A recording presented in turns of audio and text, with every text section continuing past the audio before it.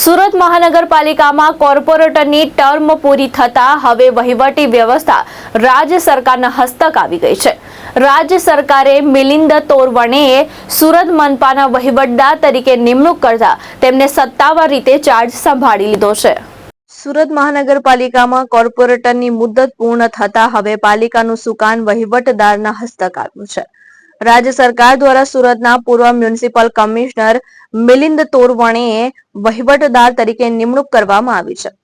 મિલિંદ તોરવણેએ આજે સત્તાવાર રીતે સુરત મનપાના વહીવટદાર તરીકે ચાર્જ સંભાળી લીધો છે.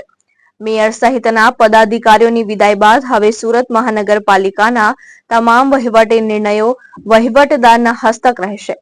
નવી બોર્ડની રચના અને આગામી ચૂંટણી સુધી શહેરના વિકાસ અને વહીવટ સંબંધિત તમામ નીતિ વિષયક નિર્ણયો હવે વહીવટદાર મિલિંદ તોરવણે દ્વારા લેવામાં આવશે.